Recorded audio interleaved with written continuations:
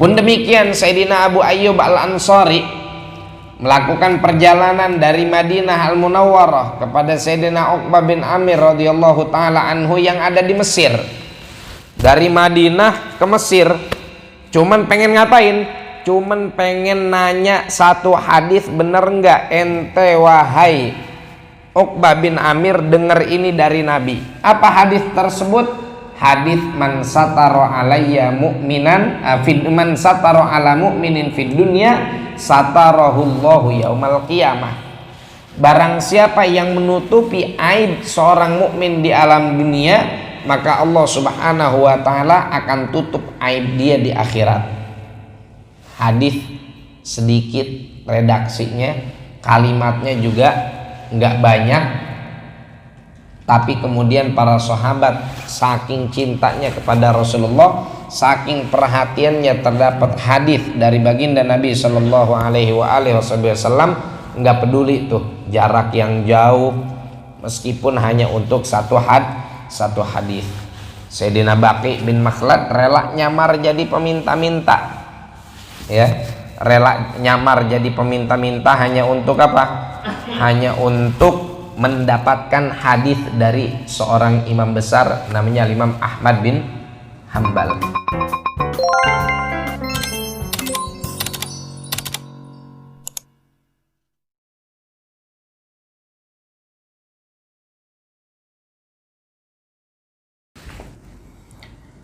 Assalamualaikum warahmatullahi wabarakatuh. Waalaikumsalam warahmatullahi wabarakatuh.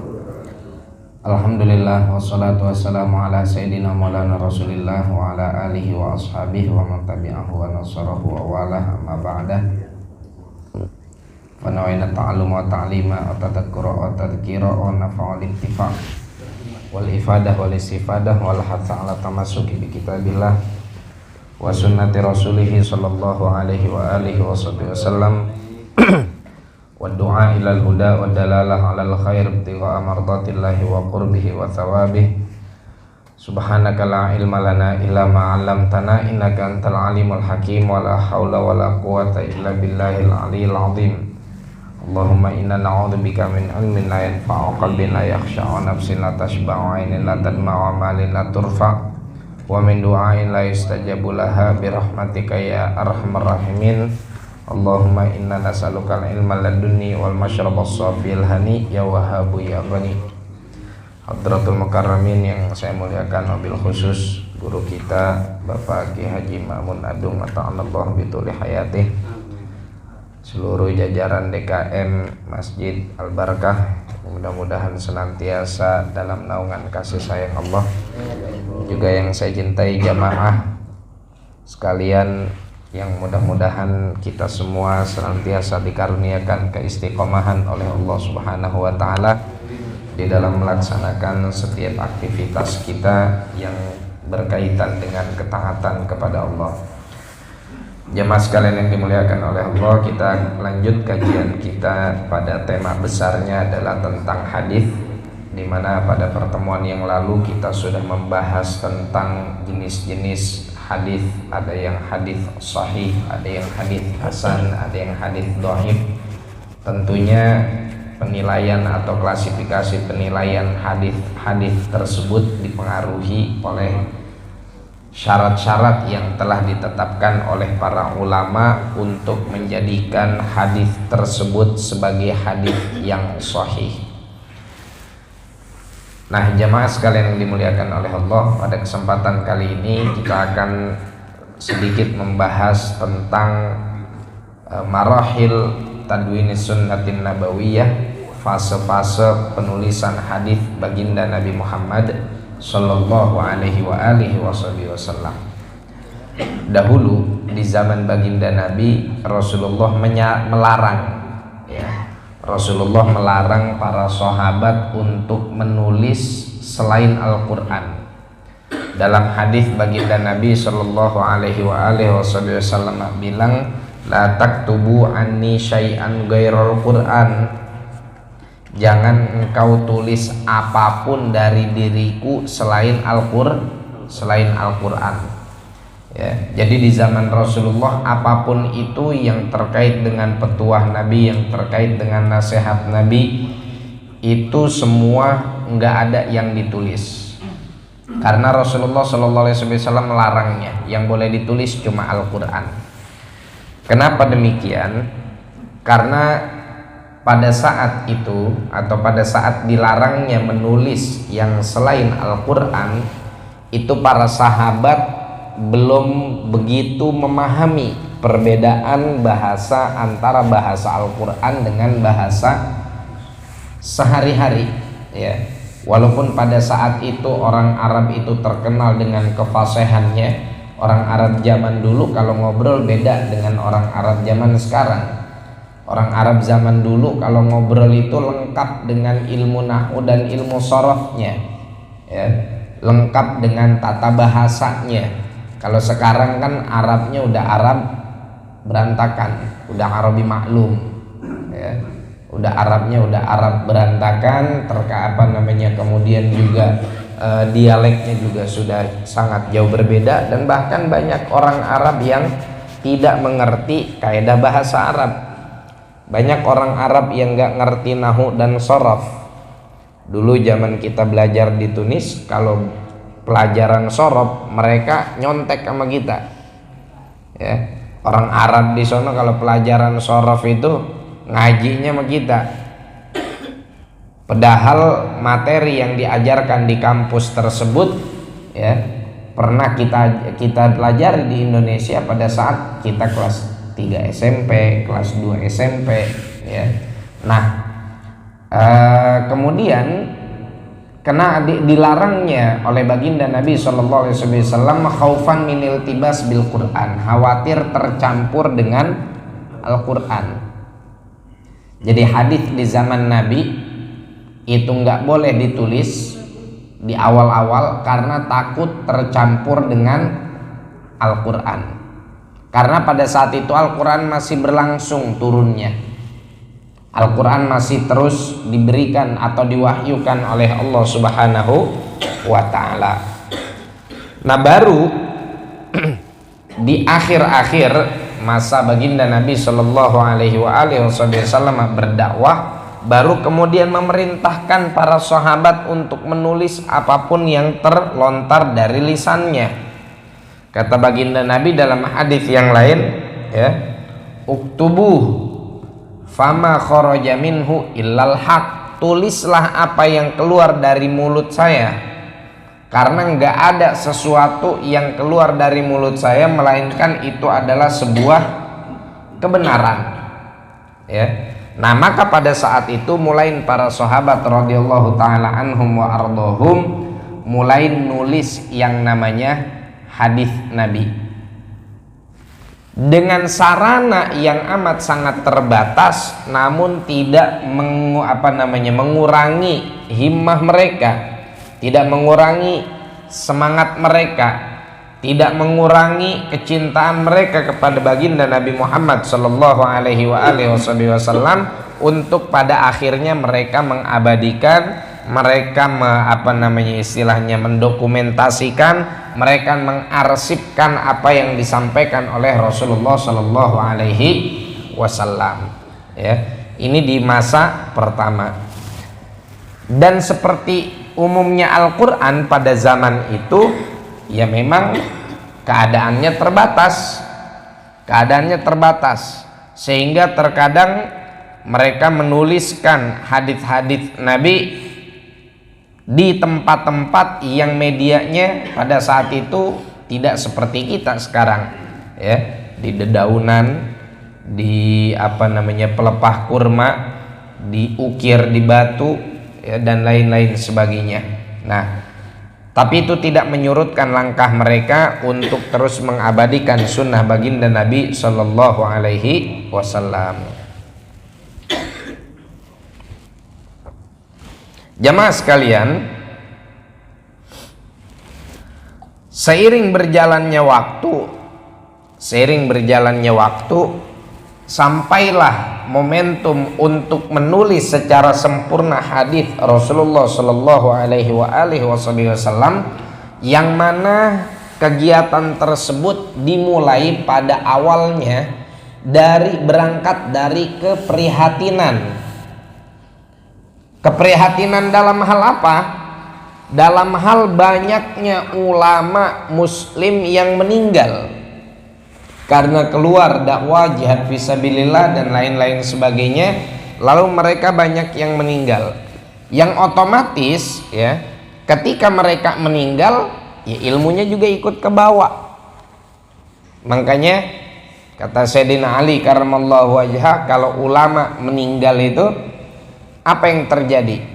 Yang terjadi di dalam diri kita adalah thulmah fiddin. Apa itu thulmah? Ada lubang besar yang ditinggalkan, yang selama ini lubang besar tersebut ditambal oleh para ulama dengan kebijaksanaannya, dengan ilmunya, dengan hikmahnya, tapi kemudian menjadi hilang karena merekanya sudah wafat. Nah, karena banyaknya kaum muslimin yang wafat serta hadis-hadis Nabi juga dihafal oleh mereka, pada saat itu Amirul Mukminin Sayyidina Umar bin Abdul Aziz merasa penting dan perlu untuk melestarikan hadis Rasulullah Shallallahu Alaihi Wasallam sebelum para hufadul hadis, orang-orang yang hafal hadis ini pergi wafat dan ilmunya pun menghilang, sehingga pada saat itu Sayyidina Umar bin Abdul Aziz memerintahkan kepada seorang ulama namanya Ibnu Syihab Az-Zuhri untuk ngapain? Untuk melestarikan hadis Nabi, mendokumentasikan hadis Rasulullah. Maka muncul sebuah ucapan yang sangat terkenal dari Sayyidina Umar bin Abdul Aziz radhiyallahu taala anhu wa ardahu. Apa kata beliau? Uktubu maka min hadithi Rasulillah sallallahu alaihi wasallam fa inni khiftu durusal ilmi wa dhihabal ulama'i. Tulis yang datang dari Rasulullah. Fa inni khiftu durusal ilmi, karena saya takut ilmu yang dipakai oleh atau yang diwariskan oleh para ulama dari Rasulullah sallallahu alaihi wasallam ini akan hilang seiring dengan wafatnya para ulama. Maka pada saat itu mulai digalakkan secara masif proyek untuk mendokumentasikan, untuk melestarikan, untuk merapikan hadis-hadis baginda Nabi Muhammad sallallahu alaihi wasallam. La ilaha illallah. Jamaah sekalian, adapun proses yang dilakukan oleh para ulama ini dengan cara yang beragam. Hanya saja umumnya mereka itu punya masing-masing kitab hadis beserta riwayatnya. Ya, umumnya seperti itu. Nah, perhatian para sahabat atau para tabi'in dan ulama-ulama yang ada di zaman tersebut terhadap hadis Nabi Shallallahu Alaihi Wasallam, hal ini berlangsung sampai pada akhirnya muncullah ulama-ulama semisal Al-Imam Malik dengan Muwatta'nya, Al-Imam Ahmad dengan Musnadnya, kemudian generasi selanjutnya Al-Imam Bukhari dengan Sahihnya, Al-Imam Muslim juga demikian, ya. Kemudian para imam-imam yang lain, para a'imah yang lain yang mereka memiliki peran yang sangat besar dalam khazanah hadis. La ilaha illallah.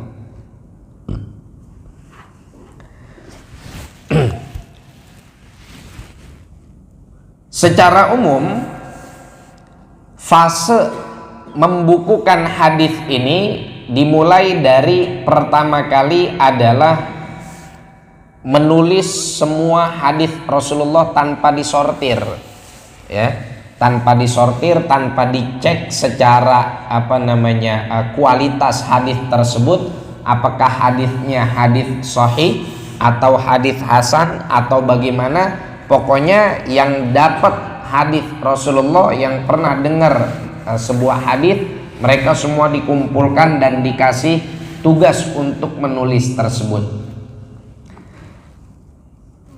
Dahulu sebetulnya para sahabat di zaman Rasulullah Shallallahu Alaihi Wasallam ketika muncul perintah uktubu fa innahu ma kharaja minhu illal haq, tulislah oleh kalian karena nggak ada satupun yang keluar dari lisan ini kecuali kebenaran. Nah, maka pada saat itu mulai para sahabat radhiyallahu taala anhum untuk menulis semua hadis tersebut. Tapi istimewanya yang ada di zaman sahabat, mereka gampang menulis hadis untuk mengidentifikasi dan menilai apakah hadis ini sahih atau tidak. Itu tinggal ngapain? Tinggal datang kepada Rasulullah. Tinggal datang kepada Rasulullah Sallallahu Alaihi Wasallam. Tapi setelah Rasulullah mangkat, setelah Rasulullah wafat, kehati-hatian para sahabat terhadap hadis Nabi juga sangat besar. Ya, perhatiannya juga demikian. Oleh karena itu para sahabat radhiyallahu taala anhum wa ardhahum dan juga para tabi'in yang datang setelahnya, mereka senantiasa mencurahkan waktunya untuk melestarikan hadis Nabi, untuk juga memverifikasi kalau seandainya mereka dapat hadis Rasulullah Shallallahu Alaihi Wasallam, sehingga di zaman yang seperti di zaman tersebut mulai tuh ada namanya ar-rihlah fi talabil hadis. Mulai ada namanya safari mencari hadis Rasulullah Shallallahu Alaihi Wasallam, ya, berkelana untuk mencari hadis. Dan ada yang berkelana bukan untuk mencari hadis, tapi berkelana untuk ngapain? Untuk memastikan hadis ini benar apa enggak dari Rasulullah Shallallahu Alaihi Wasallam. Jadi nggak cuma sekedar ditanya doang, nggak cuma sekedar ditulis doang, tapi mereka pun kalau seandainya ingin memastikan sesuatu, terkadang menempuh jalan yang amat sangat jauh hanya untuk memastikan satu hadis doang, bener nggak nih hadis dari Nabi Shallallahu Alaihi Wasallam. Nah, yang dilakukan oleh para ulama nggak sembarangan. Sayyidina Umar bin Khattab misalkan, beliau punya besti, ya, punya teman akrab untuk saling tukar menukar waktu. Jadi 3 hari beliau cari nafkah, temennya hadir ngaji bersama Rasulullah atau memastikan ada petuah atau enggak dari Rasulullah. Kalau seandainya di waktu tersebut ada tugas, ya, atau ada pengajian, maka kemudian nanti Sayyidina Umar kan nggak ngikutin ngaji tuh, disampaikan ke mereka, ke Sayyidina Umar, oh tadi kita ngaji sama Rasulullah ABCD. Nanti gantian 3 hari berikutnya Sayyidina Umar radhiyallahu taala anhu wa ardahu, beliaulah yang ngaji, sahabatnya cari nafkah, ya, sahabatnya cari nafkah. Nanti sepulang dia cari nafkah dikasih tahu sama Rasulullah, oh ini tadi kita ngaji ini, hadisnya ini Rasulullah dawuh seperti ini, Rasulullah menasehati seperti ini. Jadi nggak ada yang ketinggalan. Maka dari itu jamaah sekalian, menuntut ilmu itu dikatakan fardhu, hukumnya wajib. Saking wajibnya nuntut ilmu, posisinya kalau seandainya kita telah melakukan aktivitas yang berkaitan dengan tugas kita, ya, aktivitas yang berkaitan dengan keseharian kita untuk mencari nafkah, itu pun jangan sampai menghalangi kita untuk ngaji. Jadi kata para ulama, ilmu yang hukumnya wujub aini atau ilmu yang hukumnya fardu ain, maka mencari nafkah posisinya ada di nomor 2, ya. Yang paling utama adalah mengetahui ilmu fardu ain. Inilah yang dilakukan oleh para sahabat radhiyallahu taala anhum wa ardhahum. Mereka tidak malu untuk senantiasa menggali hadis dari baginda Nabi Muhammad sallallahu alaihi wa alihi wasallam. Di sini dikisahkan bagaimana para sahabat yang lain, bukan hanya Sayyidina Umar saja, tapi ada Sayyidina Jabir bin Abdullah radhiyallahu taala anhu wa ardhahu. Beliau saking pedulinya dengan hadis Rasulullah sallallahu alaihi wasallam, melakukan perjalanan yang sangat jauh beliau tempuh dari Madinah sampai kepada Syam, dari Madinah ke Syria dengan transportasi seadanya. Mau ngapain? Beliau ini ingin mendatangi Sayyidina Abdullah bin Unais yang ada di Syam untuk memastikan sebuah hadis yang datang dari baginda Nabi Shallallahu Alaihi Wasallam. Hadisnya namanya hadis Raddul Madzalim atau Hadithul Madzalim. Dipastikan nih datang dari Madinah, Pak. Cuman buat nanyain satu hadis. Pun demikian Sayyidina Abu Ayyub Al-Ansari melakukan perjalanan dari Madinah Al-Munawwarah kepada Sayyidina Uqbah bin Amir radhiyallahu taala anhu yang ada di Mesir. Dari Madinah ke Mesir cuman pengen ngapain? Cuman pengen nanya satu hadis, bener enggak ente wahai Uqbah bin Amir dengar ini dari Nabi? Apa hadis tersebut? Hadis man satara alayya mu'minan man satara ala mu'minin fid dunya satarahullahu yaumal qiyamah. Barang siapa yang menutupi aib seorang mukmin di alam dunia, maka Allah Subhanahu wa taala akan tutup aib dia di akhirat. Hadis sedikit redaksinya, kalimatnya juga enggak banyak, tapi kemudian para sahabat saking cintanya kepada Rasulullah, saking perhatiannya terdapat hadis dari baginda Nabi Shallallahu Alaihi Wasallam, nggak peduli tuh jarak yang jauh, meskipun hanya untuk satu hadis. Sayyidina Baqi bin Makhlad rela nyamar jadi peminta-minta, ya, rela nyamar jadi peminta-minta hanya untuk apa? Hanya untuk mendapatkan hadis dari seorang imam besar namanya Imam Ahmad bin Hambal. Ya. Jadi ada seorang dari Maghrib, dari Maroko namanya Baqi bin Makhlad. Dia dengar ada seorang ulama ahli hadis besar di Baghdad yaitu Ahmad bin Hambal. Dia datang dari Maroko. Sampai di Baghdad, mana masjid besar Baghdad yang di situ Imam Ahmad bin Hambal ngajar. Dikasih tahu, nyampe di masjid kok sepi-sepi aja, yang mana halakohnya, yang mana tempat pengajiannya, ya, yang mana tempat beliau membacakan hadis Nabi. Akhirnya disampaikan sama orang pada saat itu, oh Imam Ahmad bin Hambal lagi libur, ya, lagi libur untuk membaca hadis Nabi. Kenapa libur? Sebetulnya bukan libur, tapi dipaksa libur. Oleh siapa? Oleh pemerintah pada saat itu yang tidak sesuai dengan pendapat Sayyidina Ahmad bin Hambal tentang masalah Al-Quran. Tentang masalah Al-Quran, karena pada saat itu khalifah yang berkuasa mengangkat madhab Mu'tazilah dalam hal Al-Quran. Sayyidina Imam Ahmad bin Hambal tidak mau mengikuti pendapat mereka, kemudian pada akhirnya diboikot dari majelisnya, nggak boleh ngajar, nggak boleh ngajar, dijadikan tahanan rumah. Tapi ini orang nggak putus asa. Dibilang apa?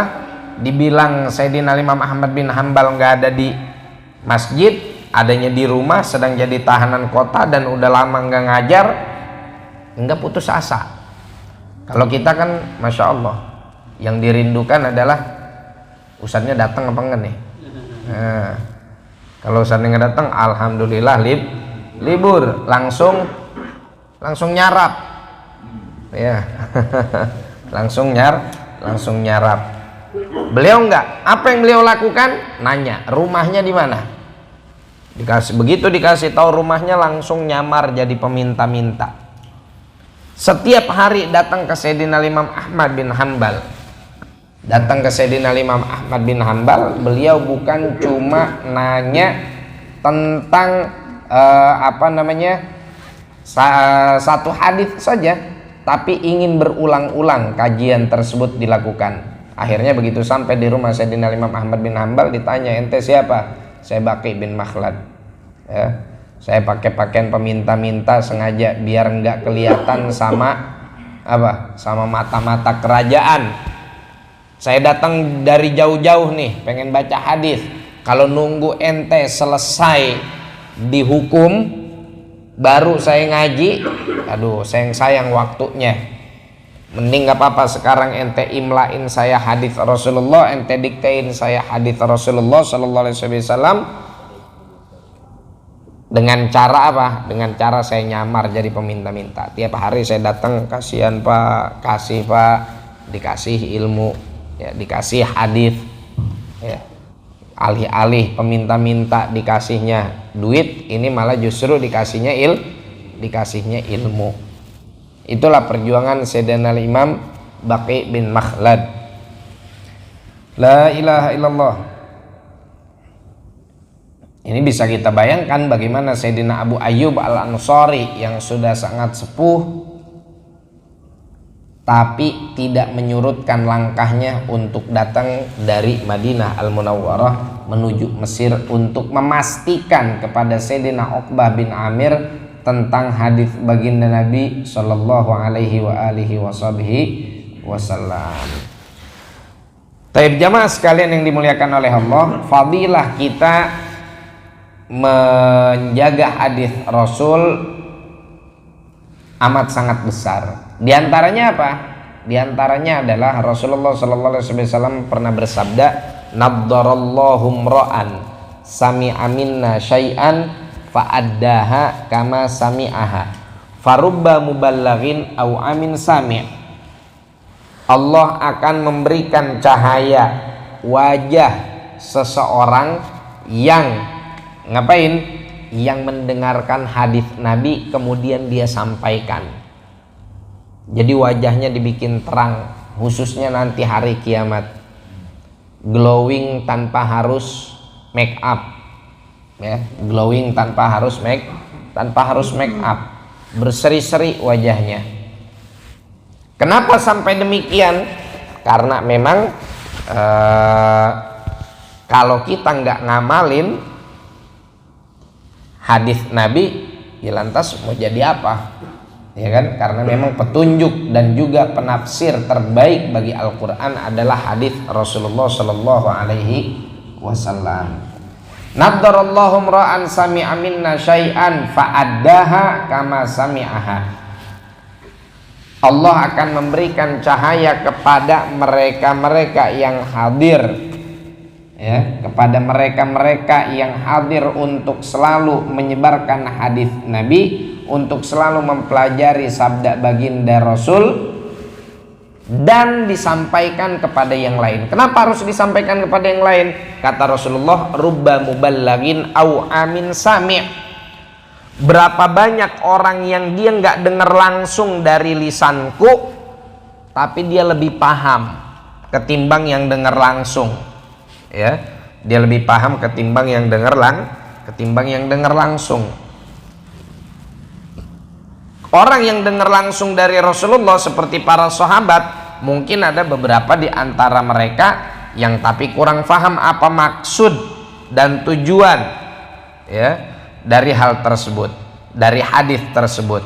Sehingga ketika disampaikan oleh orang yang nggak dengar langsung dari Rasulullah sallallahu alaihi wasallam, tapi kemudian dia bisa apa? Kemudian dia bisa memahami hadis tersebut. Itu makna rubba muballaghin au amin sami'. La ilaha illallah. Inilah para para sahabat radhiyallahu taala anhum wa ardhahum amat sangat gigih dalam memperjuangkan hadis Rasulullah Shallallahu Alaihi Wasallam. Baru yang kedua ada namanya fase di mana hanya hadis-hadis sahih saja yang dikumpulkan. Dan ini tentunya berangkat dari ijtihad para ulama dalam menentukan kriterianya, sehingga kalau nanti ada perbedaan pendapat di kalangan para ulama tentang status sebuah hadis, maka kita jangan terlalu dibawa risau, apalagi sampai istilahnya menjadikan ijtihad tersebut sebagai sesuatu yang seakan-akan qat'i, yang kalau orangnya menyelisihi, waduh, udah nggak ada ampun, ya. Kalau orangnya menyelisihi kemudian dianggap sebagai kafir, ahlul bid'ah dan lain-lain sebagainya. Nggak perlu. Ini semua adalah ranah ijtihad para ulama. Ikhwan sekalian yang dimuliakan oleh Allah Subhanahu wa taala, ini sedikit tentang fase ilmu hadis itu berkembang. Ini dimulainya dari ilmu hadis dirayah, ilmu hadis ilmu hadis riwayah, dimulai dari situ dulu. Apa itu ilmu hadis riwayah? Ilmu hadis kita meriwayatkan hadis Rasulullah, seperti kita baca Al-Arba'in An-Nawawiyah, kita baca kemudian Al-Arba'in Al-Ajluniyah. Ini semua adalah bagian dari proses, ya, bagian dari proses para salaful ummah di dalam melestarikan sunnah baginda Nabi Sallallahu Alaihi Wasallam. Datang kemudian setelah itu para ulama radhiyallahu taala anhum wa ardhahum ngumpulin hadis-hadis sahih, lalu kemudian muncullah ilmu yang disebut ilmu mustalahil hadis atau ilmu hadis dirayah, ya. Ilmu hadis dirayah yang mana pelopornya Al-Qadhi Ar-Ramahurmuzi. Kalau tadi ilmu hadis riwayah pelopornya adalah Ibnu Syihab Az-Zuhri, kemudian ilmu hadis dirayah pelopornya adalah Al-Qadhi Ar-Ramahurmuzi, ya. Bukan yang dari partai, bukan. Ya. Kemudian dilanjutkan oleh Al-Imam Ibnu Shalah. Al-Imam Ibnu Shalah mengarang sebuah kitab Muqaddimah, namanya Muqaddimah Ibnu Shalah. Ini tentang ilmu mustalahil hadis. Nah, ilmu mustalahil hadis inilah yang nanti akan membantu kita untuk bisa menentukan atau menilai mana hadis yang sahih, mana hadis yang hasan, dan mana hadis yang dhaif. Selanjutnya perlu juga kita sampaikan di sini setelah kita membahas tentang fase perjalanan hadis yang terakhir yang ingin kita sampaikan sebelum nanti kita masuk di pertemuan yang akan datang untuk membaca hadis riwayah adalah wadhifatus sunnah. Wadhifatus sunnah, tugas sunnah, tugas hadis maksudnya.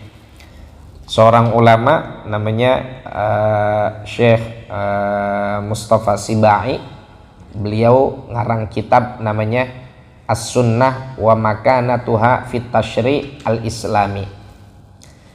Beliau menegaskan gini, sebagaimana sudah menjadi satu kesepakatan di antara para ulama bahwa yang namanya hadis itu nggak bisa dipisahkan dari Al-Quran.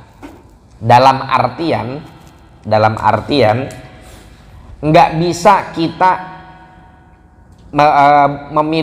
membuat sebuah pernyataan begini, saya mengikutin Quran aja. Kalau Quran keotentikannya terjamin, kalau hadis masih ada yang sahih, kemudian ada yang hasan, ada yang dhaif, apalagi hadis itu ya ucapan Nabi Muhammad. Jadi saya nggak mau ngikutin hadis. Ada yang berdalih seperti itu, atau ada pemahaman yang demikian. Nah, sebetulnya gimana sih? Bener nggak klaim seperti itu kan seakan-akan kayaknya keren banget gitu kan, kita cuman pengen ngikutin Quran aja yang udah pasti terjamin apa segala macam, sedangkan hadis ucapan Rasulullah itu oh ya seperti kita manusia biasa. Kemudian juga ntar ada ada hadis yang macam-macam, ada yang sahihnya, ada yang hasannya, ada yang dhaifnya. Nah, maka kita perlu tahu di sini sebetulnya apa fungsi dari hadis Rasulullah sallallahu alaihi wasallam. Kata baginda Nabi, utitul Qur'ana wa mithlahu ma'ahu. Saya ini diwahyukan Al-Qur'an wa mithlahu ma'ahu, dan diwahyukan juga sesuatu ya, sesuatu yang berbarengan dengan Al-Qur'an. Kalau tadi jelas Rasulullah dikasih wahyu berupa Al-Qur'an. Nah, sekarang dikasih wahyu berupa sesuatu yang berbarengan dengan Quran tadi ya. Maka apa yang dimaksud? Kata para ulama, yang dimaksud dari wa mithlahu ma'ahu artinya adalah hadis. Artinya adalah hadis. Dan kita nggak bisa meninggalkan hadis baginda Nabi Muhammad sallallahu alaihi wasallam. Kenapa? Karena Al-Quran itu tidak semuanya berbicara tentang perkara-perkara yang rinci. Al-Quran itu biasanya berbicara tentang sesuatu itu secara global. Nanti yang merincikan adalah hadis. Al-Quran bilang, misalkan aqimus sholah. Loh, aqimus sholah. Coba Bapak cari dari surah Al-Fatihah ya, tanya sama imam kita atau tanya sama yang udah hafal Quran, tanya sama mereka dari surah Al-Fatihah sampai surah An-Nas, ada nggak tuh pembahasan tentang kaifiyatus sholah, tata cara sholat, mulai dari takbiratul ihram sampai salam? Ada nggak? Nggak ada. Ada sebagian misalkan ya, wasjudi warka'i, sujudlah kamu dan rukuklah kamu, wa kunu minas sajidin, jadilah kamu termasuk orang yang sujud. Kan umumnya cuma dibahas yang rukuk dan sujudnya doang. Maka di mana pembahasan tersebut? Adanya di dalam hadis. Rasulullah bilang, "Shallu kama ra'aitumuni usolli." Salatlah kalian sebagaimana kalian melihat aku salat. Jadi rincian dari perintah aqimus shalah adanya di dalam hadis. Maka dari itu kita nggak bisa lepas. Tapi ini kan dari manusia biasa. Ya betul, dari manusia, tapi jangan dibilang biasa. Kenapa demikian? Karena Rasulullah itu wa ma yantiqu anil hawa in huwa illa wahyun yuha. Kalau kita perhatikan bahasa Al-Qur'an, Pak, Al-Qur'an bilang wa ma yantiqu anil hawa. Rasulullah itu tidak berbicara dengan konten pembicaraan yang bersumber dari hawa nafsu. Makanya kalimat yang digunakan oleh Al-Qur'an an, bukan bi. Bisa saja misalkan Al-Quran bilang wa ma yantiqu bil hawa, Nabi Muhammad itu tidak berbicara dengan hawa nafsu. Orang kalau belajar bahasa Arab kan ada namanya huruf jar ya, ada maknanya tuh. Kalau bi artinya dengan. Apa sih bedanya antara wa ma yantiqu anil hawa dengan wa ma yantiqu bil hawa? Jelas perbedaannya jauh. Kalau wa ma yantiqu bil hawa, Nabi tidak berbicara dengan hawa nafsu, itu artinya hawa nafsunya ada, cuman tidak digunakan. Tapi ketika digunakan redaksi oleh Al-Quran wa ma yantiqu anil hawa, Rasulullah tidak berbicara bersumber dari hawa nafsu. Pembicaraannya tidak bersumber dari hawa nafsu. Itu artinya apa? Artinya memang Rasulullah itu tidak ada hawa nafsu yang seperti kita. sehingga ucapannya semuanya adalah wahyu dari Allah Subhanahu wa ta'ala, ya. Apalagi beliau sosok yang maksum. Nah, perihal masalah nanti hadis itu ada yang sahih, ada yang hasan, ada yang dhaif, masalahnya bukan di rasulnya, tapi masalahnya di perawinya. Kenapa masalahnya di perawinya dan bisa berubah penilaiannya? Karena gini, kita itu nggak boleh sembarangan nerima khabar, sembarangan nerima informasi. Harus kalau kita nerima informasi ini, kita tahu dulu ini orang sosoknya seperti apa yang ngasih berita. Kira-kira dia punya pengalaman bohongin orang apa enggak, ya? Bagaimana track recordnya di dalam masyarakat, bagaimana track recordnya di dalam kegiatan agama, ya.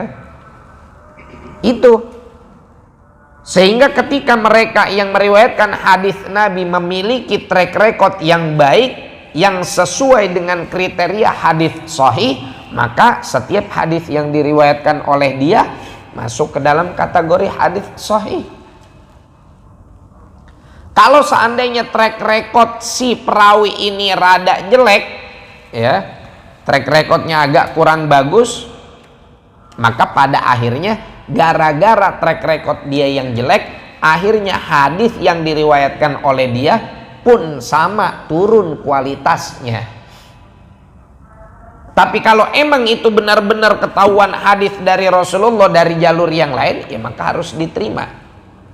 Gitu. Jadi hadis Nabi Shallallahu Alaihi Wasallam nggak bisa kita tinggalkan. Karena itu tadi, ya. Karena itu Rasulullah karena hadis memiliki fungsi untuk satu, merincikan yang global. Dua, menjelaskan yang masih remeng-remeng, ya, yang masih ambigu.